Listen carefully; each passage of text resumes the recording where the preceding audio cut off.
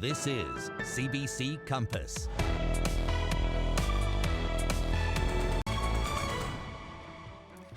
This is Wednesday, February 26th. Here's what's happening now on Prince Edward Island. Your personal information is safe. That's the word from the province tonight after a virus was recently discovered on its government computer network. An investigation is ongoing. Residents of Charlottetown's Sherwood neighborhood blasted a proposal to build a 4-story apartment building at a public meeting last night. Why the opposition? Ahead.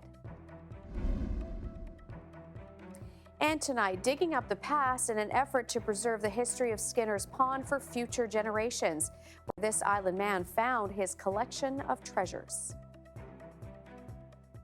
Good evening. Thank you for joining us on Compass. I'm Louise Martin. The province is telling islanders tonight that their data is safe. Late yesterday afternoon, we heard that hackers attacked government servers. Someone blocked access to government information and asked for money. Jessica Dory-Brown has the latest.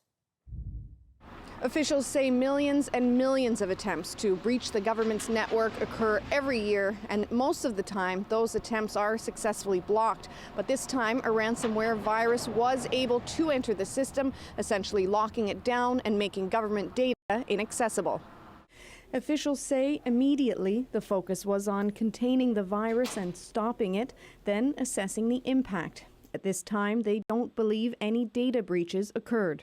We take real ownership and sensitivity to being stewards of citizens' data, and we'd like the public to know that we take this very seriously. We're always evolving. We're doing everything we can to protect the government's data and citizens' data, and that's why when we got to the point where we had more information, we definitely wanted to share this with the public.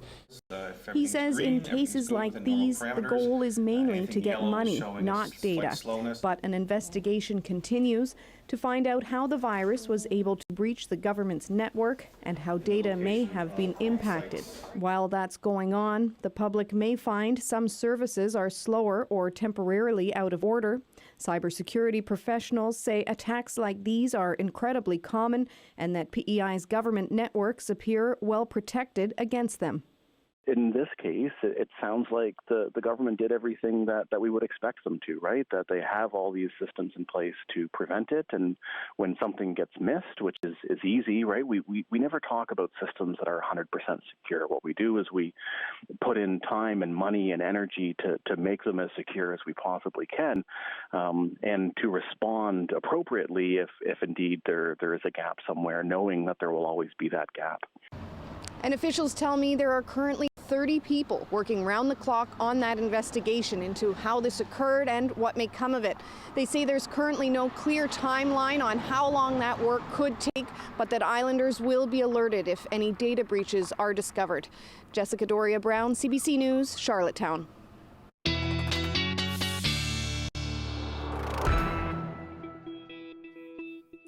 Well, let's talk weather. Jay Scotland is here, and we do have a few updates tonight. A special weather statement still in effect and a snowfall warning. Yeah, for Prince County. For Prince County, okay. Yeah, for Prince County. And the good news, Louise, before we hit the panic button here, it's not a huge storm, but also tomorrow, Friday, French language and public school branch. Not tomorrow. Not tomorrow, sorry, Friday. It is a PD day. So this will be starting tomorrow night. So the effect would likely have been on Friday for school cancellations, delays. So happy to say that the PD day timed out nicely. And the timing of this tomorrow is going to be really not getting underway until late afternoon or into the early evening, looking at the latest guidance. So let's start with the advisories in effect.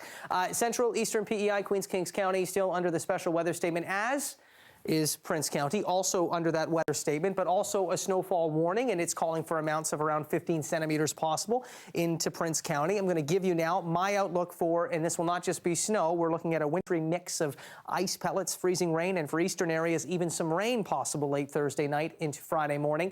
So here's a look at amounts. Where we're looking to see predominantly snow, cooler air in place, that will be over western Prince County, where I'm looking at 15 to just over 20 centimeters possible. Now, this will still likely be some wet snow developing later in the evening, so it's Tough to nail down how much of that will be melting or more of a slushy accumulation, but I think 15 to 20 is a good range, hence why you have that snowfall warning.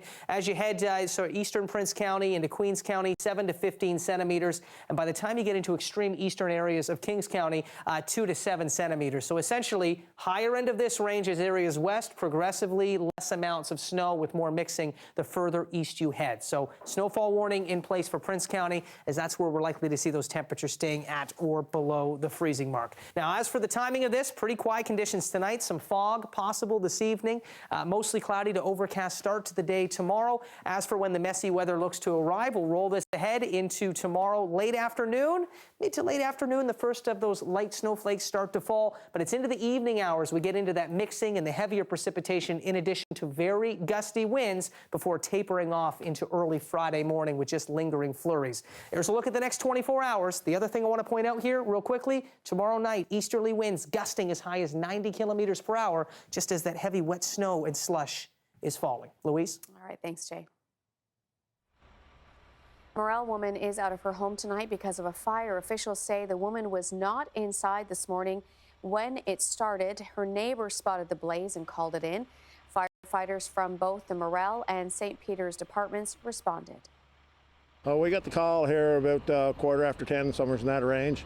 When the first lads ran on site, it was completely, well, kitchen seemed to be, the kitchen area was completely engulfed and a lot of smoke coming out through the area. So we called St. Peter's in for backup, and there was probably about 20 firefighters here altogether. The Morel chief says firefighters had to use a chainsaw to cut holes into the attic so they could contain the fire. He says there is extensive smoke and water damage inside. The fire marshal is now investigating. The fire chief says the woman who lived in the bungalow is now staying with family in the area. Some people in a Charlottetown neighborhood are not happy about a proposal to build a 4-story apartment building in their community. There was a public meeting in Sherwood last night, but City Council is taking a careful look at the idea to try to help the housing crunch. Brian Higgins reports. The project would see a 41-unit apartment building on Sherwood's Pine Drive. The developer is looking for rezoning and would tear down 2 existing houses to clear the way. The apartment complex is to be geared towards seniors, and despite the tone of last night's meeting, there was some support on the streets of Sherwood today. You know, for a lot of senior citizens, it's going to be selling their houses anyway in the next few years, so it'll be a place to look forward to going to. But last night, everybody spoke against it. The neighborhood is mainly single-family homes. People are worried about traffic and an apartment building that they say is just too big and out of place. And it's not that there couldn't be any multi-resident units there, but it seems like they're pushing the envelope as big as they can. The developer sees this proposal as one step towards easing the housing shortage in Charlottetown. And they say projects like this in established residential neighborhoods cut down on urban sprawl. APM Commercial is developing the project for a company that owns the properties. Building 1 or 2 homes here and there isn't going to fix the problem. You know, change is scary, but densification is quite beneficial to a city. Concerns of residents are shared by staff in the city's planning department. They turned down a previous rezoning application and are recommending this project not proceed. But councillors decided to go ahead with the public meeting anyhow. You know, times change, demographics change, and with our current housing situation, it was, I think it'd be short-sighted not to at least take this to the public to listen to what they have to say. The planning committee meets Monday to discuss what they've heard. Brian Higgins, CBC News, Charlottetown. The province is looking for what it is calling community champions, people, businesses, or municipalities with ideas on how to make their communities more sustainable. Projects could then get funding from the provincial and federal government, and communities can keep the profits. The sky's the limit. I think that's what's exciting about it. If a community came along and said, look, we want to build a windmill and have a solar array, and we want to heat the town through a biomass plant, and we want to have a pool of electric cars that residents could book to go to doctor's appointments and those types of things, we'd be like, that's pretty cool and exciting. So the sky's the limit, and that's why we're looking for community champions. Anyone interested can go on the government website and get in touch. At this point, there's no deadline for any proposals. Well, the boil water order at UPEI has now been lifted. Test results came back this morning and were clear. Students in several buildings have been relying on bottled water since Monday because a water main break on campus. The repairs were made, but the system still needed to be flushed and tested before students could drink the water from the taps again.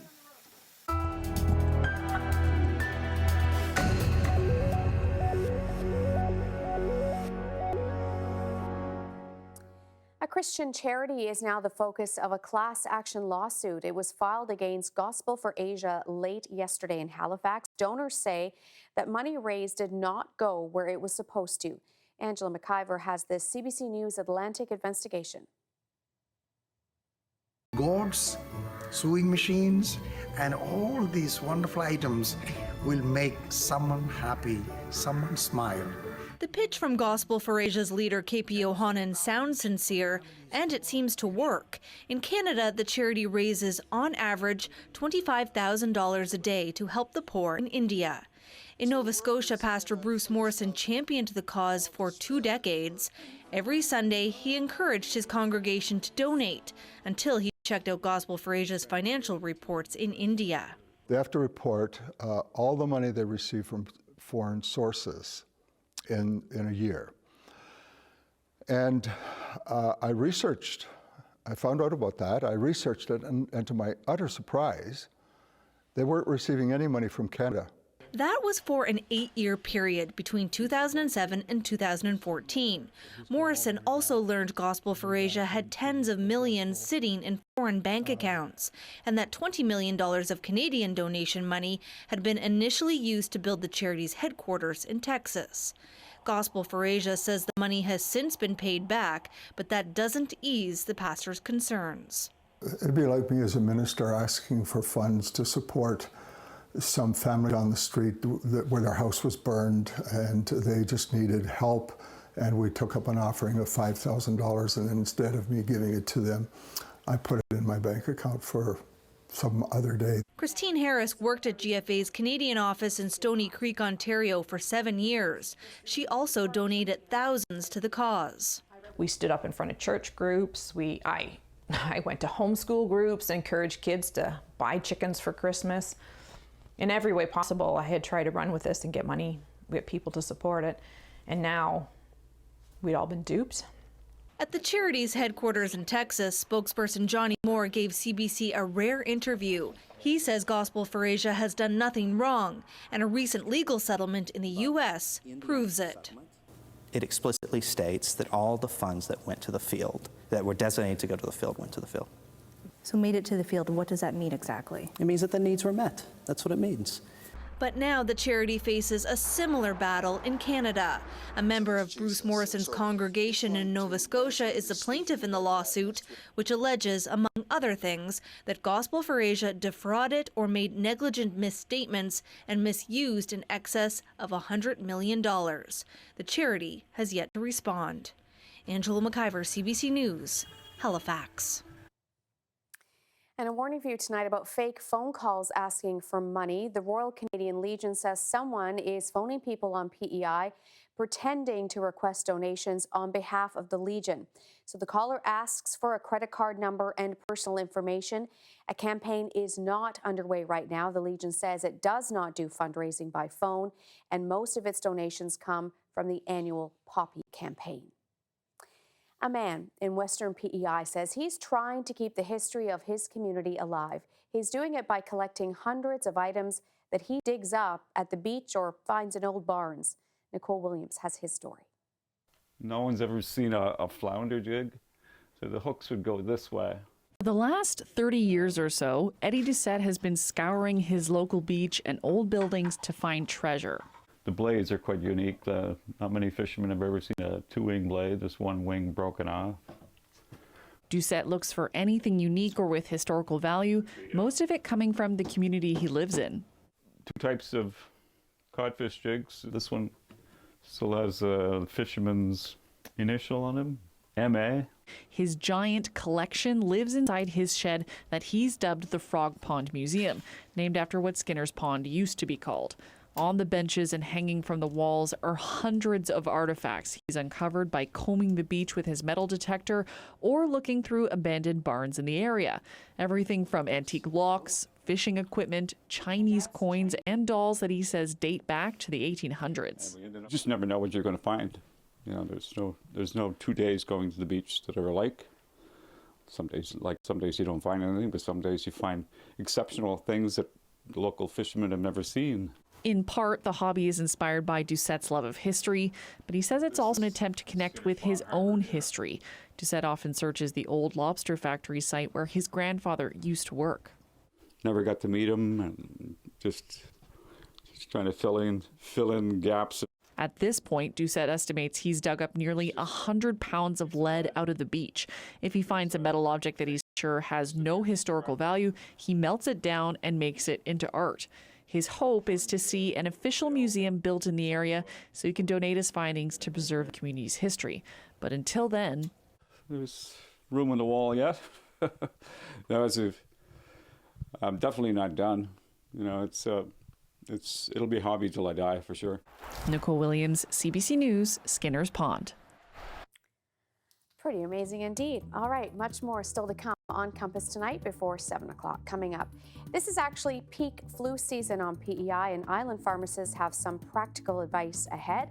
Much of that same advice applies to protecting yourself from coronavirus as well. We'll have more on the very latest numbers globally and the impact of coronavirus on the Atlantic lobster industry. Nova Scotia's Minister of Fisheries says it may be at least 3 or 4 months before live lobster shipments to China recover as far as prices go. Those stories still to come on Compass. Jay's standing by with more details on the snowfall warning for Prince County and the special weather statement. Weather is next. Stay tuned.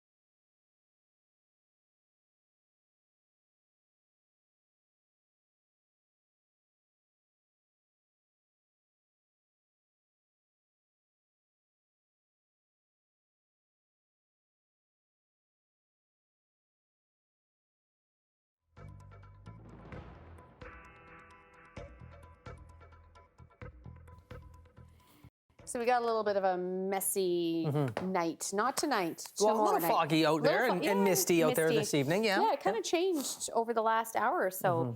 You can see there on our live cam, but tomorrow night is really what you should be watching for, right? Yeah, most of the weather issues in terms of the impact to, if you have, Abby has Girl Guides Sparks on Thursday night, so the Thursday evening activities may be affected.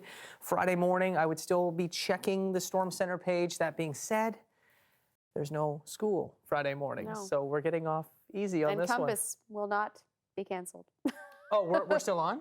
Oh, yeah. Okay, I have to change some plans here. We'll go to our live shot. No, I was expecting to be here Friday night on Compass. I'm just kidding. It is going to be a little bit messy Thursday night. This is not a historic storm by any stretch. I know our colleagues over at Main Street on Radio 1 have been running a Storm Stories contest, wanting to hear your big storm stories.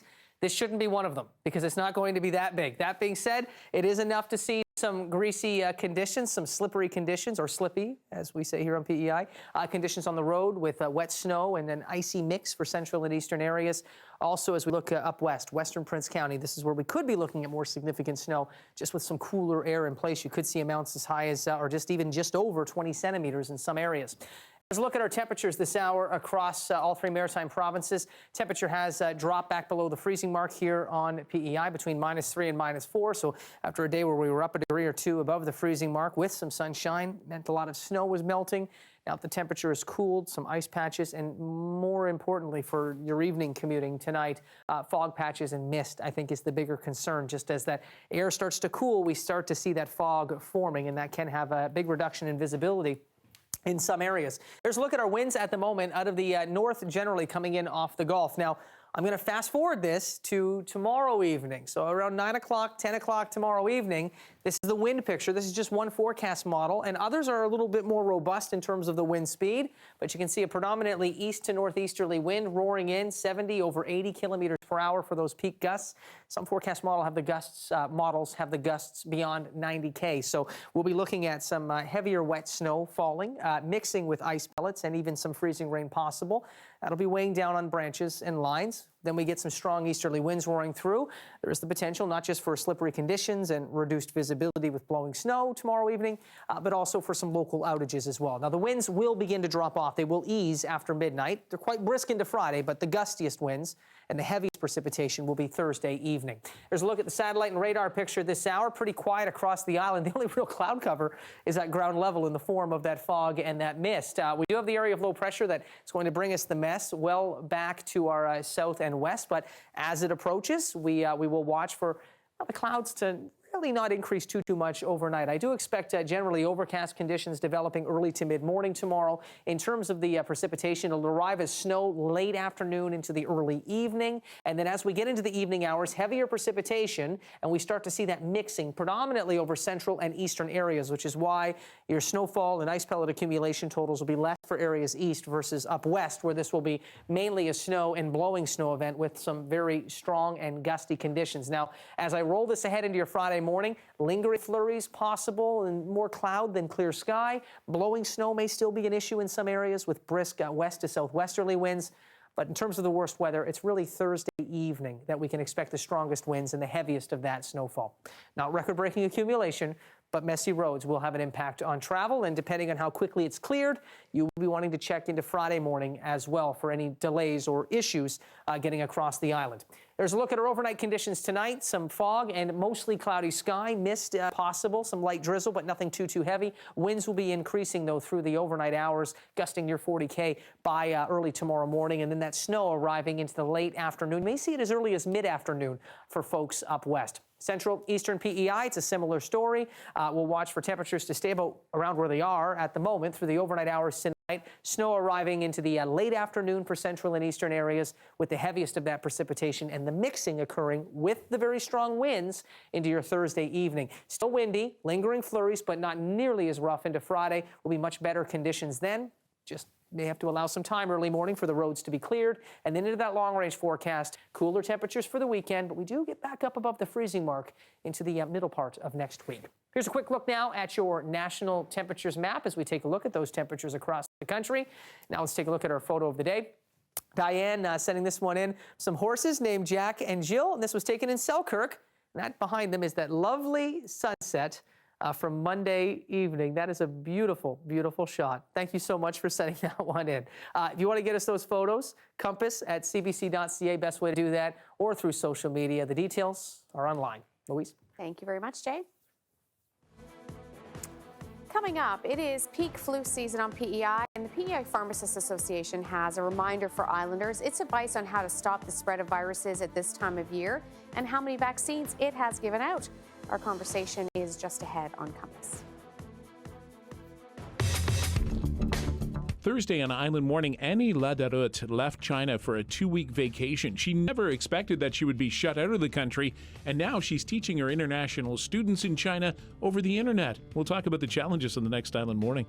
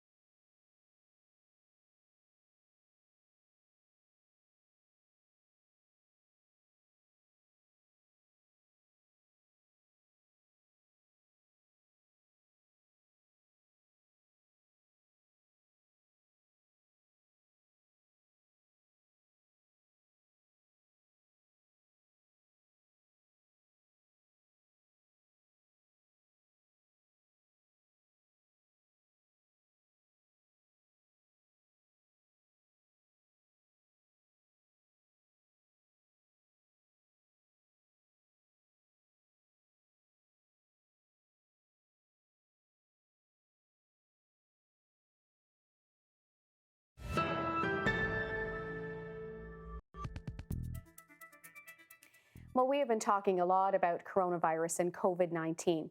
Well, the PEI Pharmacists Association is reminding Islanders that it is still peak flu season. Here's a look at the latest influenza summary from the province. So this is for last week, but you can see there very clearly that spike in February. Well, Erin McKenzie is the Executive Director of the Pharmacists Association and is my guest tonight in studio. Good to see you. Nice to see you. So we can see there from the chart that jump in February. So this is considered peak season, right? Yes, we tend to be at the peak right now in Prince Edward Island. And you have some advice for Islanders or maybe some reminders on how to stop the spread of viruses. Exactly. So when we're talking about the influenza virus in particular, getting the flu vaccine is still very, very important. Other ways, though, that we can protect ourselves from the flu and other viruses that are circulating start really with good hand washing. And not just hand washing, but making sure you're doing it properly. So we want to make sure that you're lathering up, you're getting your hands good and wet, and you're drying them off well, and counting to 20 to 30 seconds for each hand wash. So one poster that's really cute that educates children on how to do it properly is maybe wash for as long as it takes you to sing the happy birthday song twice. I like that. Yeah. I think adults could use that one as well. I think we could all use that as well. It's a good reminder, and you slip out of it, right? It's a habit you should really get into all the time. Absolutely. I mean, there's viruses circulating year-round, the colds, the summer colds, the influenza, and now the COVID-19, of course. And so the way to prevent those spreads, those viruses from spreading is to do the same thing. Hand washing is paramount. Trying to keep your hands away from your face, your eyes, your nose. Thumb suckers and people who chew their fingernails are at an increased risk. Making sure that when you are coughing, you're using the crook of your elbow rather than coughing into your hand. And if you do cough or sneeze or so on, make sure you're washing your hands really well afterwards. I remember learning that one in school, the into your elbow trick. I always remember that. And of course, you mentioned the flu vaccine. So it is still available. It's not too late, right? That's right. The flu vaccine is still available in the community from Island pharmacies and public health nursing. They have a toll-free number that you can check with those folks as well. The flu vaccine will be available, we expect, until the end of May. There have been seasons where we've seen a peak later in the season, a secondary peak. So you can still get your flu shot now, and it will be effective. It's still very, very important as far as other measures you can take to prevent flu spread in the community. And it is free. And it's free of charge for anyone in the province. Anyone with an Island health card can go into their pharmacy and ask. The other benefit, I suppose, to keep in mind with that flu shot is it will work, but it takes about 2 weeks before it's going to be effective. So getting it earlier in the season, of course, is better, but is still not too late to get it now. How many shots have pharmacists given out this year? This year already, as of last weekend, we've given over 32,000 shots. Sorry, 36,200 influenza vaccines. And how does that compare perhaps to last year? It's about 5,000 more for the same time last year. That's interesting. So is that maybe more awareness about the flu vaccination? I think the availability and the easily accessible vaccinations from pharmacies certainly has helped. I think the fact that people are being a little bit more mindful of viruses and virus spread due to, the information that's being shared online and everywhere about the the COVID-19, I think that's started the conversation as well. Yeah, let's talk a little bit about that. Have you been fielding more questions about that? I mean, it's been in the headlines all the time, and we still have very few cases in Canada, none on Prince Edward Island, but a lot of people still have worries, particularly with March break coming up, and a lot of people may be considering traveling. I think everyone is concerned, and there is, a little bit of panic out there for sure. Pharmacists are getting a lot of calls and questions about, the virus. Is there a vaccine? Unfortunately, there's not as yet. But certainly those tips about washing your hands, avoiding coughing in outside of your elbow, and not touching your face, those types of, procedures will prevent the spread of those viruses as well. So it all applies the same way to this type of virus? That's right. Okay, well, good to have you, and thanks for the advice. Great to see you. Make sure you wash your hands well. That's right. And coming up, your questions answered on coronavirus, and the questions are asked by a child. A report from CBC Kids News on common myths and misconceptions after the break.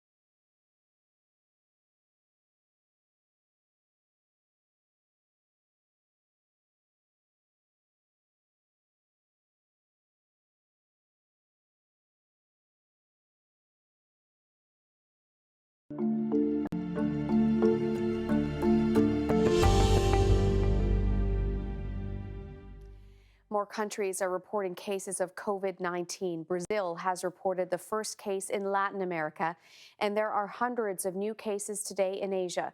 So this morning, Canada's Minister of Foreign Affairs offered advice for people planning to travel outside this country. We have the break which is coming, the school break which is coming. I think Canadians would be well advised before they travel to really look at the travel advisory, to register themselves with the website of the Government of Canada so that we know where they are, so we can provide updated information.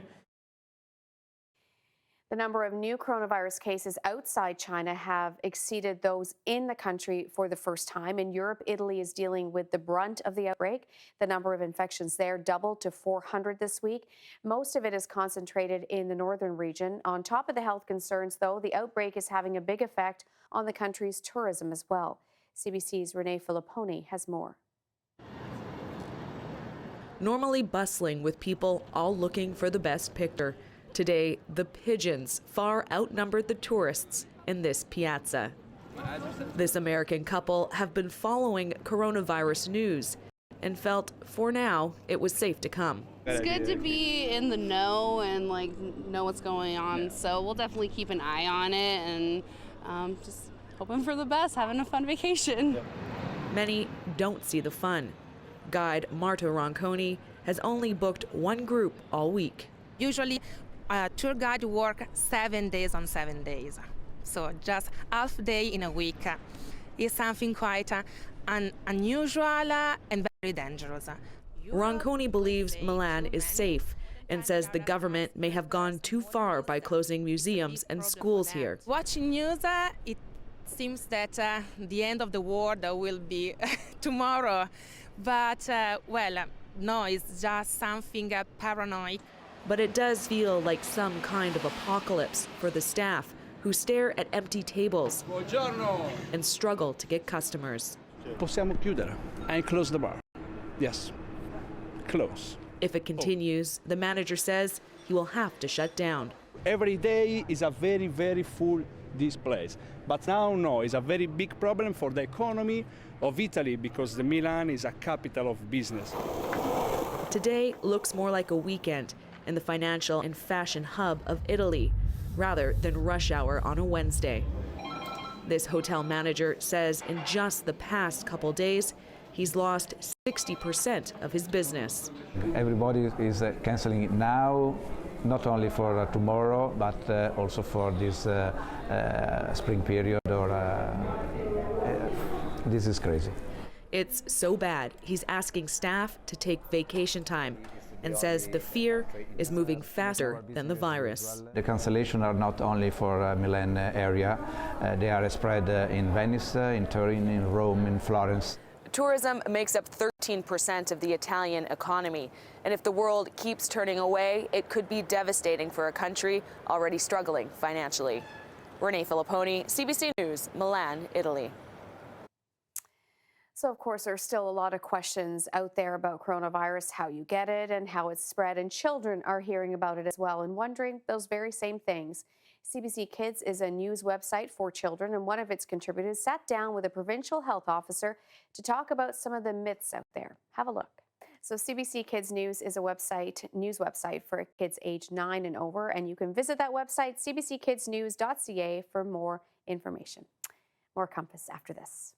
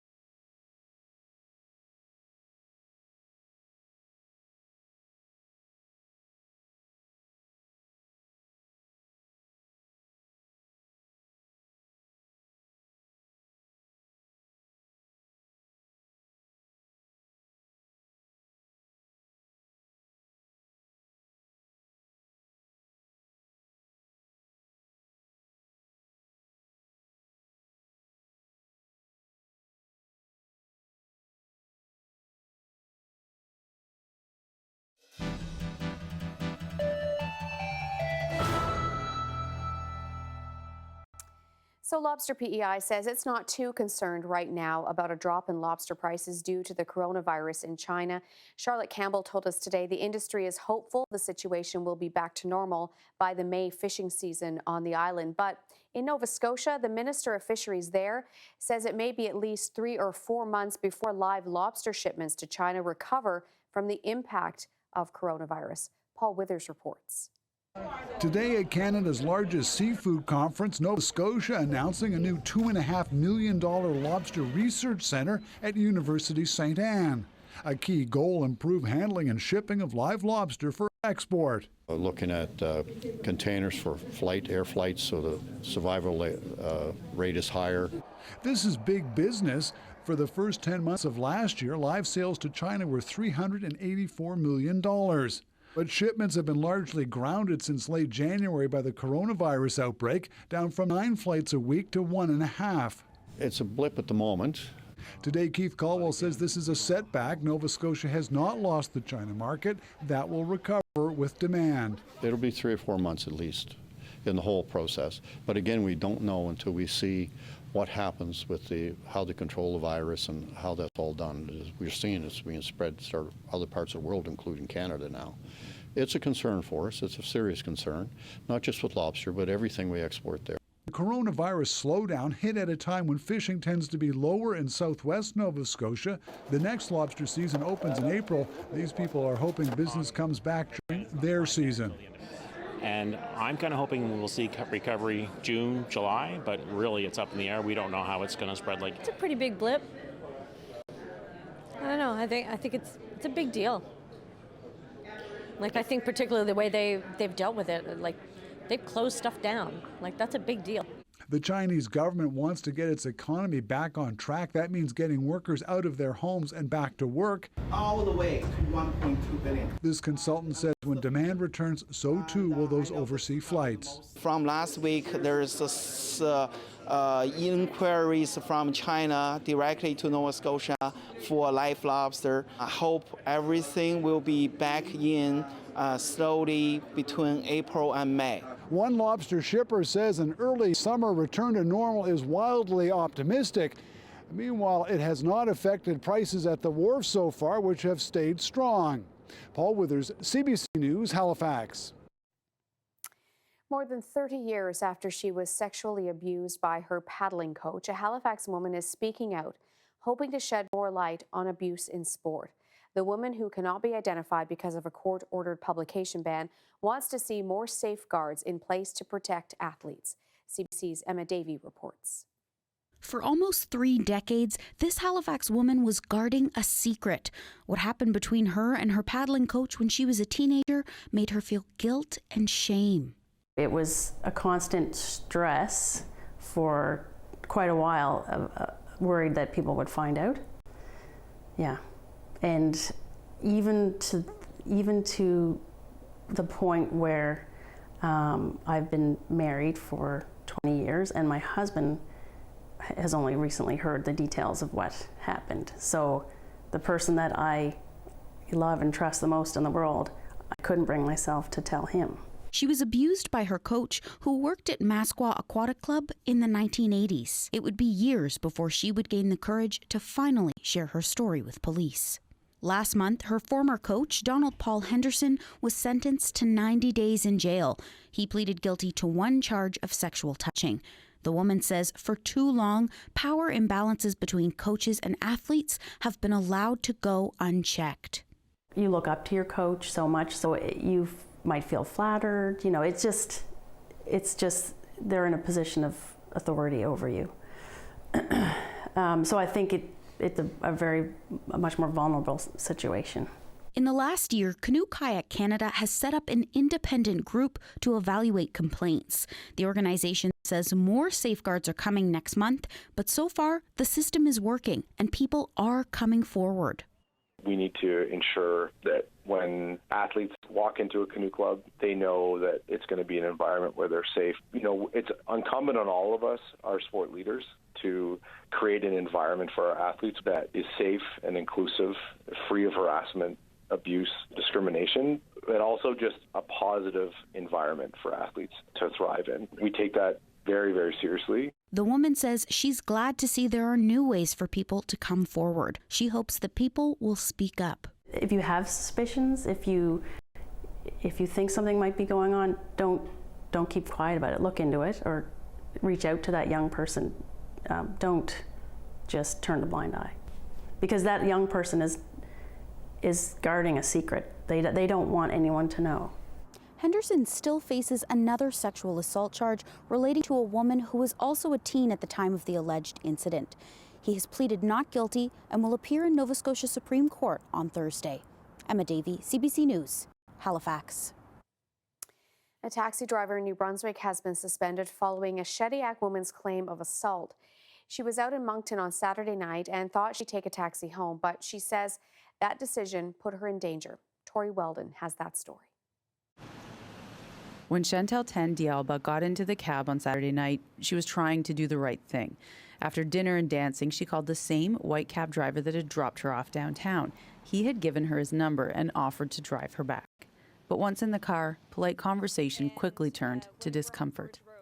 The cab driver was supposed to turn left at some point to get to my friend's place, but then he didn't. He just kept going straight, and that's when I was starting to realize that, okay, like maybe he's not dropping me off. Instead, she says the cab driver took her to an isolated area and parked the car. He asked her to get into the front seat. She says she did it because she was scared of what would happen if she said no. He continued asking me, to have fun and to go somewhere, just the two of us, even though I kept repeating that I am tired, I just want to go back to my friends, I don't want to go with you anywhere. And when I was in the front, that's when he started to touch me in a sexual way. She says the driver eventually relented and returned her to her friend's house. But cases like this are all too familiar to D'Alba. She's a social worker who specializes in cases of sexual assault. And still, even though that all the tips on how to stay safe, it could still happen to you. D'Alba chose to speak out, not for everyone and not always the case, but either way there is help. Tammy Daig is with Crossroads for Women Sexual Assault Center. Even if this has happened 25 years ago and they're watching the story tonight and it's giving them flashbacks, we can also sit and chat with you about that. D'Alba reported the incident to police. Kodiak RCMP say they are investigating a case of sexual assault.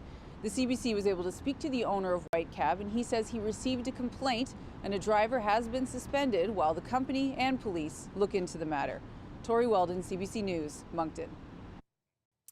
Protests in support of Wet'suwet'en hereditary chiefs opposed to outside development on their traditional territory are still smoldering across the country. In the BC capital, about 1,200 kilometers south of that territory, youth from a number of First Nations rallied in solidarity with an earnest vow to never back down. This isn't just about a pipeline. This is about our survival. We must stand with one another, and it's integral that we do so. Because how can we replace the land? How can we replace the salmon? How can we replace the water?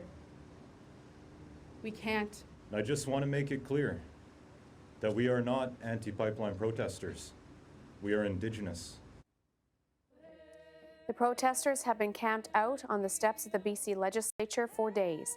A court injunction was granted to protect the legislature over a week ago, but authorities say the current demonstrators are not blocking the entry and therefore there's no need to act just now. The young demonstrators want the BC government to withdraw the permit allowing Coastal GasLink to construct its natural gas pipeline on Wet'suwet'en traditional lands. On the markets today, the Canadian dollar was trading on average lower 75.15 cents US. Another day of losses on the stock markets, the TSX down 135 points. The Dow Jones Industrial Average off by 123. Take a look at commodities now. We saw the price of oil also down today, $1.17, but back above $50 US a barrel. And gold, $6.90 US an ounce, lower on the day.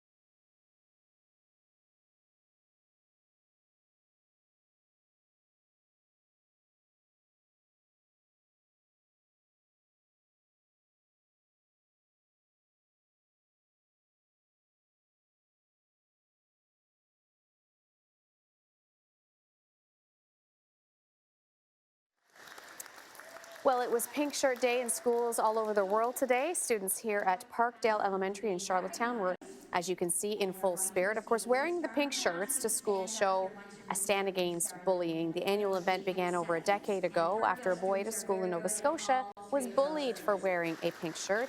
And this year's theme is Lift Each Other Up. Very good message there.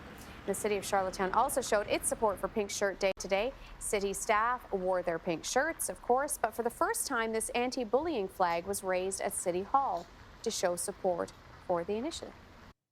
And hey, we got our pink shirts on to Yes. lift each other up. We didn't just and- watch our whites and reds together. This, No, we this didn't. was coordinated. This was on purpose. It was a scramble this morning, though, just like with Hudson and Abby. Anyway, trying to get the pink. The pink, Yeah, I yeah. managed to find pink socks and a shirt for Hudson. Abby had a few pink items in the wardrobe, but man, that was a scramble this But it morning. has to go beyond the color pink. It has does. to actually be an action to lift each It's other great up, to right? see the kids out in solidarity like that, sporting the color pink, though. Yep, it Saw a is. lot of it around town today. All right, what's in the forecast?